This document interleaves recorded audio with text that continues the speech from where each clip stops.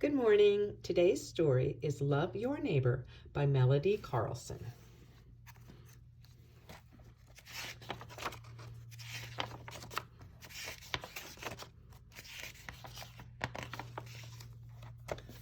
I live in a house on Daffodil Lane, where the kid next door is really a pain. Tim borrowed my bike and bent the front wheel, then said to me, "Hey, no big deal." As if that's not enough, he frightened my cat by swinging a big wooden baseball bat. Just by an inch, he missed Tabby's head. But what scared me most is what Grandma said. I complained to my grandma about this weird kid. I told her in detail everything that he did.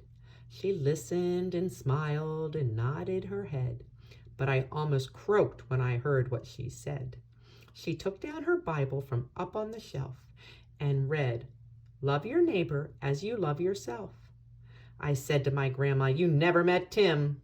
I'd gladly love anyone, but I can't love him."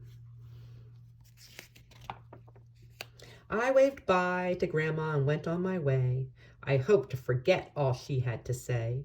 Loving your neighbor may sound sweet and good, but not if your neighbor's named Timothy Wood. I wish I could move to an igloo somewhere, where my next door neighbor's a big polar bear. I'd gladly invite the fine fellow for tea. He could sit by my fire and watch my TV. We could play checkers and police and crooks. Why, I'd even loan him my favorite books. To be a good neighbor, I'd surely love him. But please, don't you tell me I gotta love Tim. And what if I lived far away in the jungle? In loving my neighbor, I surely not bungle.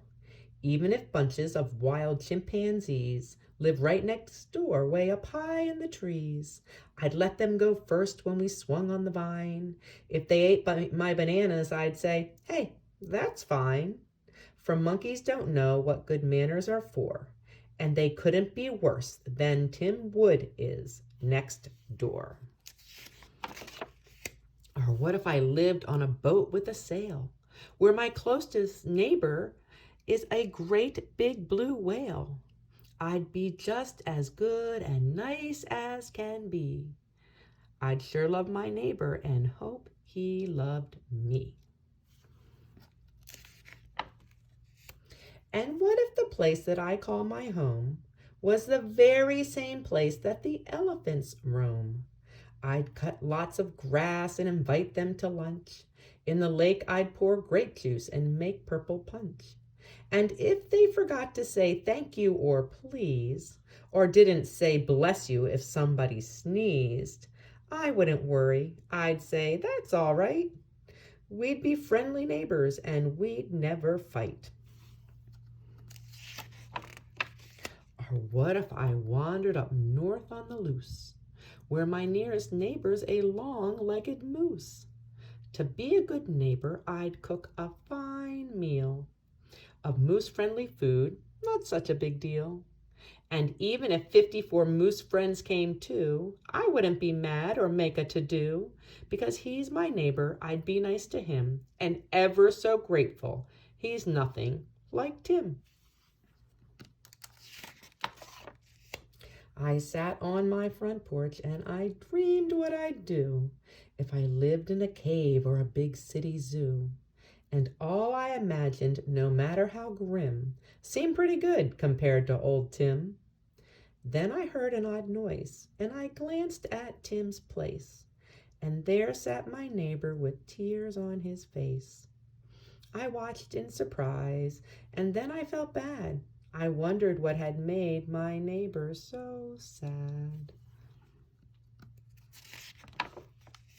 I stood and I waved and I called out, "Hello," then got off my porch and walked over real slow. "What's up?" I asked. "Is the world going to end?" He frowned, then replied, "I don't have one friend." I swallowed real hard and I looked down at my shoes. I pondered, then wondered what I had to lose. He wasn't an elephant, moose, or a whale. He couldn't leap trees or swing by his tail.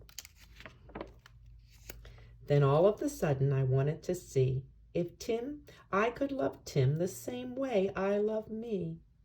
I wasn't real sure about what he would think. He might laugh out loud or make a big stink. Well, Tim, I began, I'd like to be friends and get along better and make some amends. His eyes lit up as he said, "That's cool."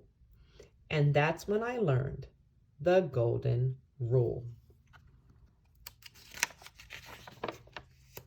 Now, most of the time, Tim and I have a blast, and I think that our friendship is one that will last. But sometimes we battle and both get defeated. That's when I remember how I like to be treated. And even on days when we just can't agree, I try to love Tim the same way I love me. And I keep those words in my heart and my head. Love your neighbor as yourself, just like Jesus said. You shall love your neighbor as yourself. Matthew 22:39. The